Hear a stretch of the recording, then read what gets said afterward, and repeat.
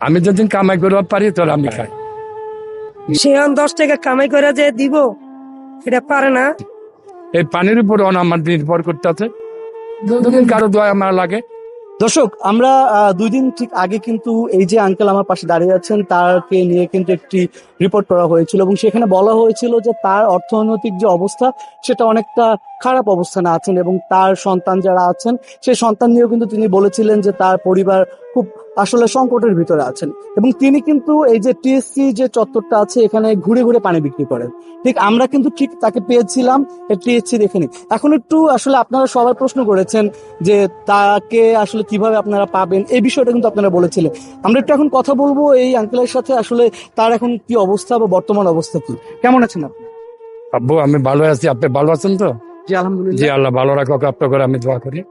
আমি ভালো এখন আছি। যে সেদিন আপনার সাথে আমি কথা বলেছিলাম তারপরে দেখলাম যে আসলে আপনি সবাই আপনার কাছে আসতেছে এবং জি। প্রতিটি মানুষ কিছু কিছু মানুষ আপনাকে জি। সাহায্য করতে চাচ্ছেন। জি জি তো এখন বিষয়টা হচ্ছে যে আপনার কাছে কি কেউ এসেছিল বা আপনাকে কেউ কি সাহায্য করেছে? জি, এই যে আইতাছে আর আজকের থেকে সবাই জানছে সাহায্য করবে, সবাই কইতাছে আছেন আপনি, আপনাদের খুব দয়া মায়া আপনার চারণে সবাই আমার কাছে আইতেছে। অ্যাকচুয়ালি আমার কোনো কিছু নাই, আমি যতদিন কামাই করতে পারি তোর আমি খাই।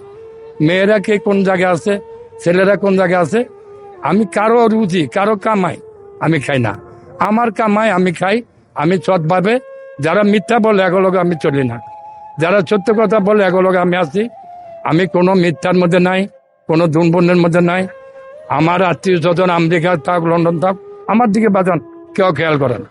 এখানে 5 বছর ধরে পানি বেচতে আছি, এই পানির উপর আমার নির্ভর করতে আছে। দুদিন কারো দোয়া আমার লাগে, আমার দুদিন কোনো ভবিষ্যৎ। আমার একটা মেয়ে মাদ্রাসা পড়ে, আর একটা মেয়ে ঘরে আছে, একটা ছেলে ইঞ্জিনিয়ারের কাম করতে আছে। দুদিন কারো দোয়া আমার লাগে, আমারটা সব কিছু তদন্ত করে দেখবো আমার কি কোনো সম্পত্তি আছে বর্তমানে না কিছু আছে। আমি এইভাবে চলতে আছি, আপনাকে দোয়া আপনারা আমার একটু সহায়তা করতে আছেন। আল্লাহ দিলে আমি অনেক একটু ভালো থাকবো। আচ্ছা, আল্লাহ চালে আপনার পাশে যিনি দাঁড়িয়ে আছেন তিনি হচ্ছেন আপনার সহধর্মী। জি জি আপনি একটু সহধর্মীর সাথে কথা বলছে একটু। এখন বর্তমানে আমরা 4 পোলা 2 মাইয়া আমরা কষ্টে আছি। সে 10 টাকা কামাই করে যে দিব এটা পারে না। ছেলে মেয়ে করে একটা গাড়ি কিনা দিতাম, কি একটা ব্যবসা বাণিজ্য ধরাই দিলে হ্যাঁ আম করে দেখবো, এছাড়া পথ নাই। একটা বিয়া কইরা যাদের আলাদা আলাদা গেছে, মেয়েটার বিয়ে হয়েছে গরিব ঘরে। মেয়ের জামাই দেয় একটা 1 কাপ চা খাওয়াবে, একটা বিস্কুট কিলেবে, হে ক্ষমতা নাই। মেয়ে এখন আমার ঘরে আইছে বর্তমানে। আর ছোট মেয়েটা খুবই রুগী, সেও অসুস্থ, সে মান্দার সাথে থাকে।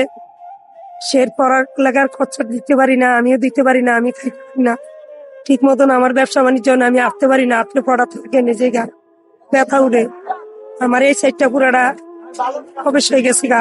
মাইদের করে আমার জীবন যাপন সবাই লাইফ শেষ করে দিচ্ছে। তিনি বলেছেন যে আপনাদের কোন সন্তান, 2টো সন্তান আসলে লন্ডনে থাকেন, সেই বিষয়টা একটু বলবেন যে আসলে কে কে লন্ডনে থাকেন এবং তাদের কি আপনারা কোনো খোঁজ পেয়েছেন কেন? হ্যাঁ, করে আমি বিয়ে হয়েছে ধরে দেখছি ভালো। তো তারা পড়ালেখা এই দেশের কইরা তারা লন্ডন, আমেরিকা, ওমান গেছে। এমন এই পর্যন্ত কইতে পারবো না যে মেয়েটা ওমান গেছে, রাশিদা ববি, ওই মেয়েটা কিছু টাকা দিত 5,000 টাকা দিলে আমরা মানুষ হইলাম 6 জন 8 জন। তো ছোট গোলা বান্ডি দিব নাকি আমরা বুড়া বুড়ি খামো? তা আমি তো নেই নাই, আমি তো থাকা আমার লাগবো না, তার আমার পেটের মেয়ে না। আর আমার পেটের যে মেয়ে ছেলে 6 জন, একটা খাওয়ানোর মেয়েদের একটা ছেলে আমারে খাওয়াইছে গাড়ি চালাইয়া।